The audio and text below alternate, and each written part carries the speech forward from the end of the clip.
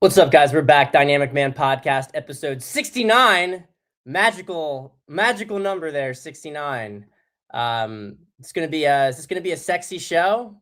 What's the story here? What's gonna happen? Now this is gonna be a good show, guys. It's gonna be a good show. Um, got another 15-minute, you know, banger for you right here. So let's dive right into it. So I wanted to make this one just a very, very practical outline for guys because I think, and this is very dating focused because there's steps beyond this, right? So if you follow my masterclass at all, those of you guys who have my masterclass will understand this already because of how the masterclass is structured. But the big thing here is if you are, and hold on, let me just check to make sure everything is running here. Okay. All right, good. Good. We got it now. We got it going now. All right. The big point here is if you have the masterclass, you understand already the structure of these things. How I've broken up that course into 5 modules. The 5 modules essentially are the hero's journey for a man. And yeah, there's elements of it that always intersperse, but it takes you on this progression from healing and becoming, right? Inner work to the whole process of meeting and attracting women, into vetting and choosing, into relationships, and then dealing with your consciousness in general and the life you're building, the way you approach life and the life you're building. Okay. But we're going to micro this a little bit further from there because we're going to be focusing on the guys who are having a hard time finding a marriage material woman. And that is really what I want to focus on here. You know, the marriage material woman phenomenon, the dilemma, where can you find a marriage material woman? I think this is like the new meta. This is sort of like the new zeitgeist, at least in our corner of the internet. Because if you went back 15 years ago, right? 10 years ago, when I started doing this, marriage was kind of like people were not as worried about that. It wasn't at least what was considered to be the biggest market. It was guys not knowing how to get women, not knowing how to attract women. And that still exists today. There's no question it still exists today. But as dating apps became more prolific and as women became more promiscuous, it's become less of an issue. Now it's less of an issue about getting any women. And I'm not saying that some guys still have a hard time getting any women. Certainly is the case. But a lot of the problem that you see guys facing today is, how do I put this? It's being able to it's being able to actually find women who are worth committing to, especially in a serious manner. So that's what we're going to be breaking down today. We're going to be meta-ing in this a little bit.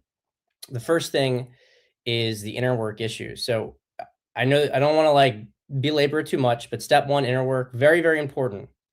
Because one of the things that you have to keep in mind is that if every single time you're out with women, you meet women, every woman you meet is not marriage material, every woman sucks, then you have to look inward, right? So the inner work portion of it is partially you how you sabotage yourself, but there's also just general attitudes that polarize the wrong types of women towards you. So you have to reflect on that. What energy are you putting out into the world?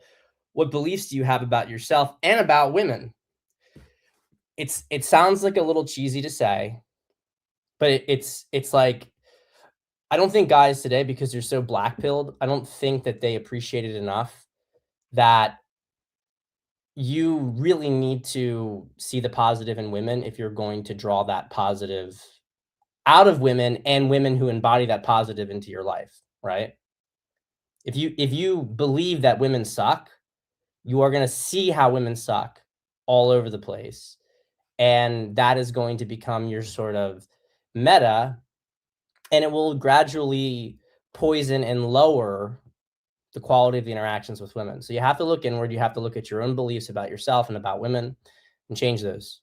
be more positive about it.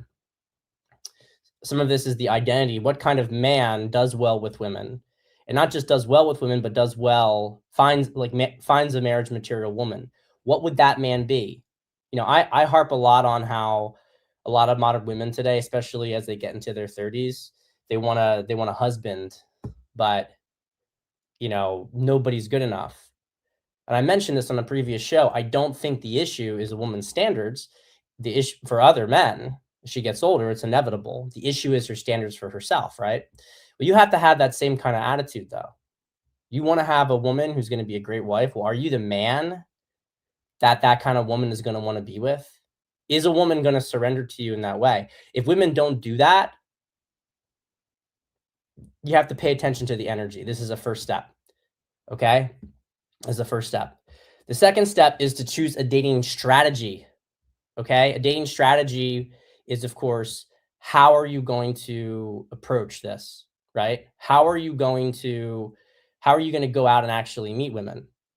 Is there a particular way you're going to go out and meet women? What I would say is, how do I put this?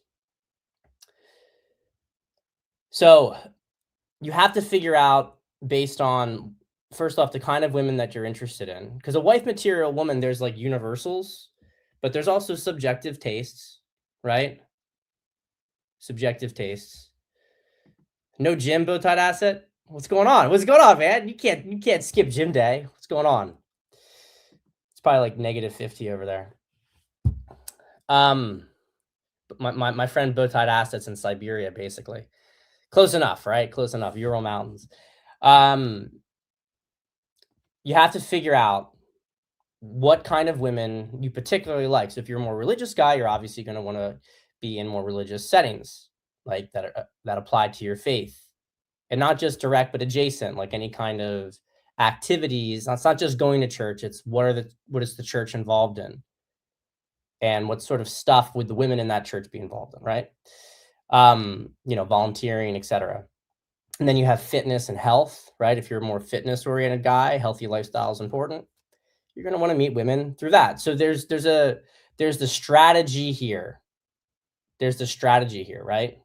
You want to make sure that you are picking the right vectors to meet women.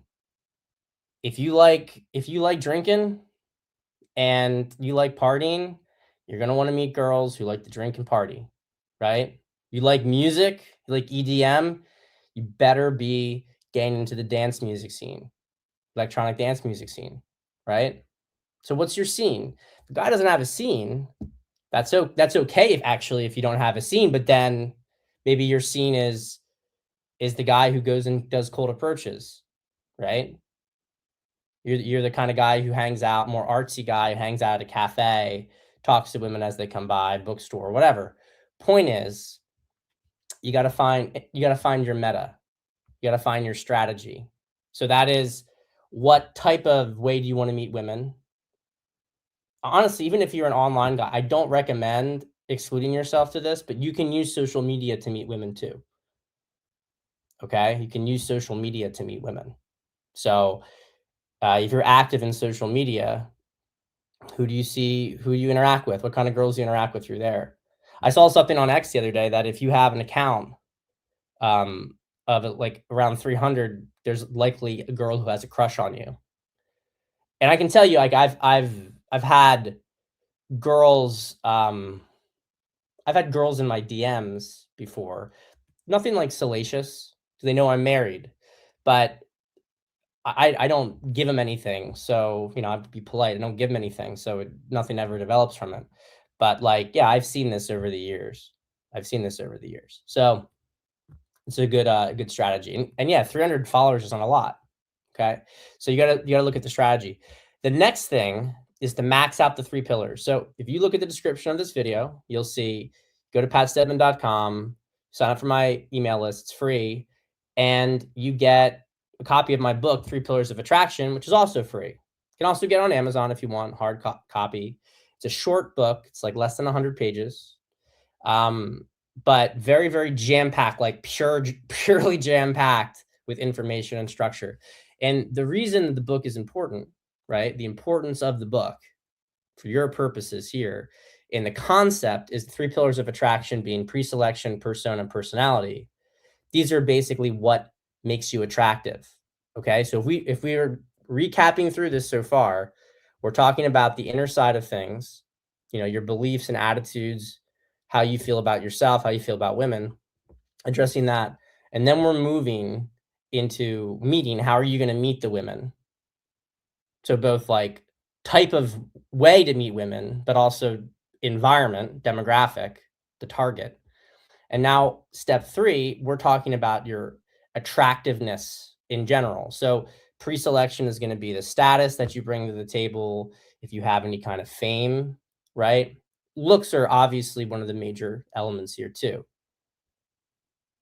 So then you have persona, which is your game. Do you know how to navigate social situations? Do you have wit? Can you think on your feet? Do you understand the concept of push pull? And can you balance that back and forth in a conversation with a woman? Can you move an interaction forward from a tension, trust kind of trajectory where she feels a spark of desire for you, but then feels comfort and rapport with you. And then you escalate it from there by creating more tension. Okay, these are all things I talk about in the masterclass, but this is the next step in the process. And then you have the personality aspect. Some of the personality aspect is dealt with through the inner work, but honestly, a lot of the personality is dealt with through, okay, what am I doing with my life? This is not just stuff with women. It's the confronting fear, right? Because if you confront fear, you expand as an individual, your consciousness and your energy and your aura, right? Everyone talks about aura today. It expands, it makes you more attractive to women. Okay. So this is the next step in the process. You start to work on the 3 pillars. So you start to work on your game, you start to get your fitness in line, you start to, become more of the man in social settings. And of course, you start to take more risks to expand your energy, conquer fear. Don't live a life based on fear. Okay. And then we get to the final step, which is now you've got women in your life. And now you have to start vetting them aggressively. So the problem, the bottleneck here for a lot of guys is now they're starting to get more numbers in their life. But then you might say, okay, these aren't marriage material women, or this isn't great. I don't like what I'm getting. You have to start to say, okay, I'm going to early on cut out women who are not, who are just a distraction for me. And that can mean women who are perfectly lovely and enjoyable to be with, attractive, but they're not marriage material. They're not the kind of woman you want to marry. Once you realize she's not the woman you want to marry, you stop seeing her. And you get better at this earlier on. And so that now you're going to be having just like, you're not going to be having a lot of dates. This is a trap for guys because guys like sex. If you know how to attract a woman, you might want to keep seeing her, get sex, be, ambiguous. It's not a good idea to do this if you're trying to meet a woman who you want to get really serious with. You have to start to tighten the funnel, right? You have to polarize a little bit more, and you have to make sure your energy isn't getting distracted by those women. Okay. I understand the concept of spinning plates. You have the attention of women. But if you are really doing this correctly, you're going to have dates anyway with women. You're going to have dates with women anyway. So you don't need to belabor the process for a long time. And look, you can play with this. You can see them for a bit and then cut it off. I'm just telling you that in my experience, the guys who are most intentional, I don't mean expressing that intentionality. That's kind of autistic. I mean it just in, they know what they want and they're not going to let a woman who doesn't fit what they're looking for waste their time. It's a good habit to get into in general, because even when you're with a woman who you really like, you're not going to let her bullshit waste your time. It gets you used to operating based on what you want. So those are the 4 steps. That's what I would say. I would consider it. And yeah, the masterclass obviously talks about this stuff in detail. So And that's just part of the masterclass. The masterclass continues to then you're in a relationship, then you're vetting for marriage, dealing with roadblocks with choosing, and then you're in a relationship. How do you keep the intimacy strong, et cetera, et cetera. Bowtied Acid, you won 4 days in a row. Yesterday was leg day, tired. I feel you, man. I feel you. It's good.